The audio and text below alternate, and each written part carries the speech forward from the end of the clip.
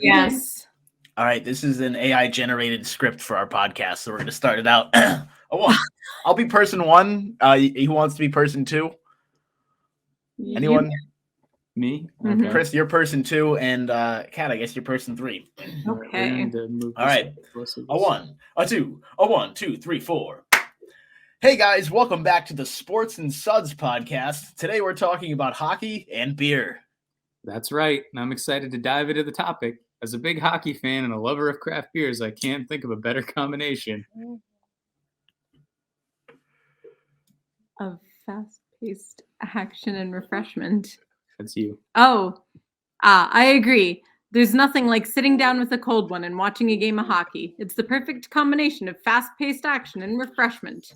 Definitely, and with the season in full swing, there's no better time to talk about the relationship between beer and hockey. Absolutely. In my opinion, hockey and beer go together like peanut butter and jelly. They just belong together. I couldn't agree more. And with the rise of craft breweries and the increasing popularity of hockey, there are so many great options to choose from when it comes to pairing the perfect beer with a game. Definitely, and speaking of craft breweries, have you guys tried any new ones recently that you would recommend for a hockey game? I feel like we should pause this here and maybe do the drinks at this point. I didn't realize that was going to be called We for don't there. have We have drinks. no beverages. We have no beverages. All right, I'll feature mine here. I guess we can just probably toss the rest of this. It was a nice idea. It looks like we're getting a fantastic IPA from a local brewery, though, which I actually do have a fantastic IPA from a local brewery, so that What works is out it? pretty well. This is the Foundation Afterglow from Foundation Brewing Company here in Maine. It is checking in at a nice 7%. I bought this like I buy most beers because I know the brewery and the can looked cool. So that's the way you do it. This is a hazy guy here. Look at this, huh? I also did not have the best pour. That's a lot of foam up the top, but let's give it a go. Had to get through a lot of foam there. Wow, that is hoppy. That makes sense. It's 7%. Drinkability, pretty.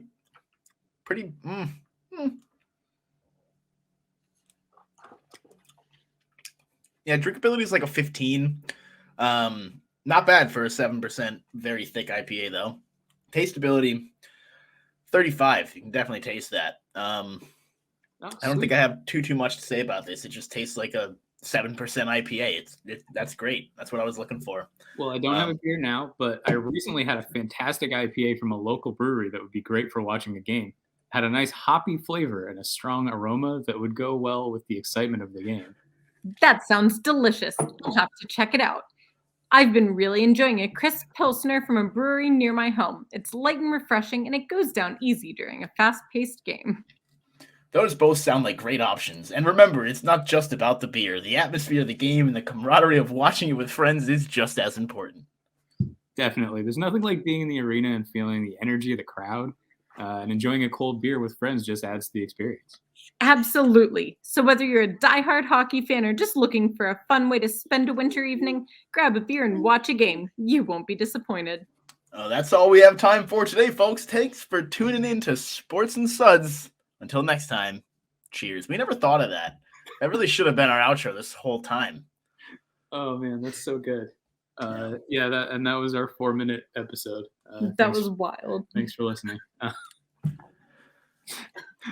Do we want to cut that and just go with that? I kind of want to do that as an episode. Yeah, that was pretty good. Don't worry, we're doing that right now. Nice. All right, welcome to episode whatever of this Brews and Bruins podcast. I am your current host, Chris Gear. With over here we have Catherine Silverman and Isabel. And on the other line we've got Cam Hasbrook. If you're watching this on the video, then you can see that. No Drew for now. We'll see what happens. He's working with a real job. Weird. But for this festive occasion, we have a special game. It's an NHL Mascots game called Friends of Santa or Christmas Foes. Tale as old as time. Where we pull up a picture of an NHL mascot and we ask, is this a friend of Santa Or is this a Christmas foe? Is this somebody that would help the Grinch steal all the presents, or is this somebody who would help Santa out? Are you ready, Isabel? Because we're going to need your help on this one. All right. And we're going to start with the Atlantic Division, I believe. Yes. So, are you ready, Isabel? Yes. The first mascot from the Boston Bruins, we have Blades the Bruin. He is one of the NHL's oldest Which one is it in this mascots. picture? That one and that one. He used to be much Are they- scarier looking than he is now. That is him right now. What do you think, Isabel? Is he a friend of Santa Claus or is he an enemy? I think enemy. He's an Enemy. Oh boy. Let's not dwell on that one. Yeah, that old Blades is terrifying. Wait, That's- The Florida how- Panthers. Why do they have two mascots? I think it's wait, so the first one was a foe. That was a foe. What do you think about How do you know if it's these correct? two? You know, Entirely your opinion. You're just choosing. So what do you think, Isabel? Is this weird kind of chubby rat and this very sad looking cat? Are they friends of Santa? Santa friends. it needs some friends. Oh, What are those boy. eyes? What's going on there? Normal, Isabel. Sit normally. Up next, we have the Tampa Bay Lightning with Thunderbug. He is one of the NHL's two bug-themed mascots, which is very weird. Friend. Okay. Thunderbolt is friendly. Next, we have the Toronto Maple Leafs with Carlton the Bear. Best Award won Most Successful Halloween Prankster. If any of the listeners haven't watched it, please watch him scaring the Toronto Maple Leafs before Halloween a couple years back.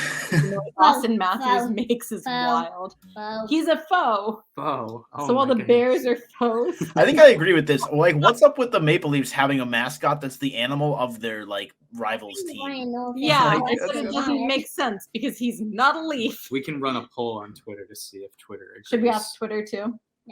No. No, Okay. just what Isabel says. Okay. That's what goes. And next, you ready? From the Montreal Canadiens, we have Youppi.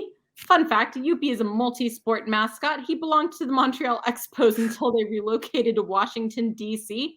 Fun fact, my mom met him when she was a child, and she was terrified. foe. Foe, Yeah, I you're agree. right. He's real scary. Okay, up next, we have the Metropolitan Division. You ready? Okay. Philadelphia Flyers, we have Gritty. He was born on September 24th, 2018. He loves fighting for equality and friendship. He also loves Friend. showing people his belly button. He's a friend. Yep. Yeah. I Wait, figured. wait, is that spelled That is his better? That is belly his belly button. button. Why is this belly button bleeding? Amazing question. We'll have to ask. Columbus Blue Jackets, Stinger. Weird because apparently he's not Thunderbug. Those are two different bug mascots in the NHL. What do you think, Isabel? That is Stinger. She seems pretty scared. Foe. Foe. Foe. Yeah, that's Moving gotta on. be right. New Jersey Devils, NJ Devil. Not to be confused with Patrick Warburton, the Devil. What do you think, Isabel? Foe. Foe. Yeah, Agreed. you're probably right there. The Carolina little devil. Hurricanes' mascot is Stormy, named and Friend. created for a rumor that the Friend. team was going to be called the Ice Hogs, maybe? He's a pig wearing an ice hockey jersey. Friend. Friend? Okay, I trust you. Washington Capitals, Slapshot the Eagle. Apparently, the AHL's Colorado Eagles also named their mascot Slapshot, which is effectively hilarious. Would you like to vote on both, Isabel? What does that mean? Those are two different mascots that are both named Slapshot the Eagle for two different hockey teams.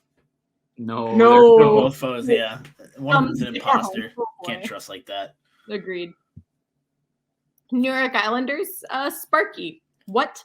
It's a dragon? It's a blue and It is a orange dragon. dragon. Friend. Friend. Well, Okay. you know, Long Island is actually native to many dragon species, so. Yeah. We'll have to ask Mikey on at some point to talk about this. The whole episode. We're on to the Central Division, guys. From the Arizona Coyotes, Howler. Jersey number is 96 for the year he was born, and his best friend is Sparky the Sun Devil. What do you think, Isabel? Are you a friend of Santa's or a foe? Friend.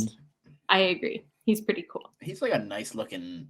He is. Coyote. He's one of the most. You don't see. It's hard to pull off nice coyote, especially with the propaganda against them in pop culture. But I think he's one of the fewest mascot. He's one of the few mascots that I think isn't designed to terrify children. Yeah. These are actually Santa's friends. These are all Santa's friends. Well, let's see. What about St. Louis Blues? Louie the Bear is a bear, even though the team is the Blues, which makes even less sense than all the bug mascots. Louie the Bluey Bear. What do you think? Friend or foe? Friend. You know what I noticed? Going against What? all Your of his... Christmas tree is the same as the middle board, I think. You're right. Bluey the Bear We're- going against his bear brethren. Colorado joining- Avalanche. Oh my goodness. Bernie the Bernese Mountain Dog. Motto is always be strong and loyal. His interests are drooling and Stanley Friend. Cups. Friend. Oh, Agreed. such a friend. He's so He cute. is snuggling. Incredible mascot. Wish I could too. Moving on. I'm right here. Chicago Blackhawks. Tommy Hawk. So, Foe. All Right right, to it. moving on. Dallas Stars Victor E. Green. Oh my Upsettingly goodness. enough, Victor E. Green isn't the only green furry mascot for a professional Texas sports franchise, because Orbit for the Astros looks like he is a very scary cousin of Victor E. Green. I truly don't know what Victor. wait, was he Green the is, one that but- did the backflip? What is Orbit? Was he the I one that think did a they're backflip? I think he is too. I think he did the backflip. He did do a backflip. You watched him do it in Astros. Extra points. Got his weird cousin. So, Foe. Yeah, he's weird. Minnesota Wild, Nordy. Another reminder in case no one was sure that a lot of Scandinavians settled in Friends. Minnesota. So fast. maybe Nashville goodness. Predators, Nash the saber-toothed Foe. tiger.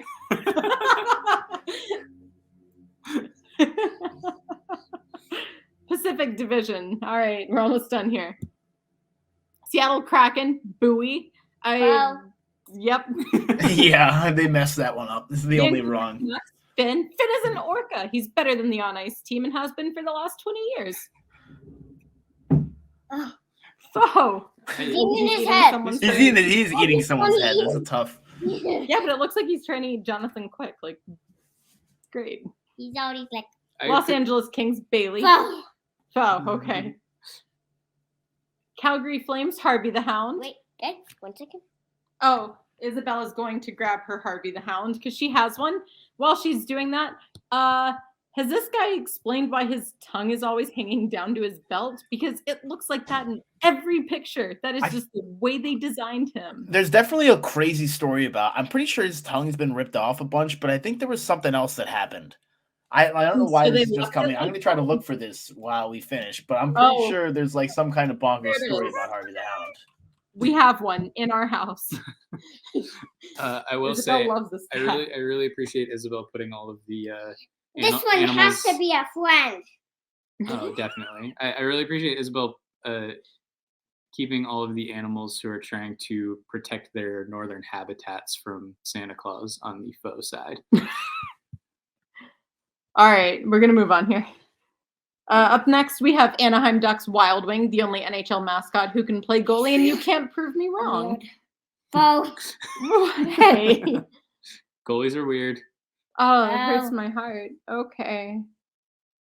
And we top it up with San Jose Sharks S.J. Sharkey, voted most likely This to have one been has named to- by a front this office one member's has to be a child. friend. A friend? He has to be a friend. He's snuggling Aw. a puppy. All right, and those are the only ones I picked pictures for.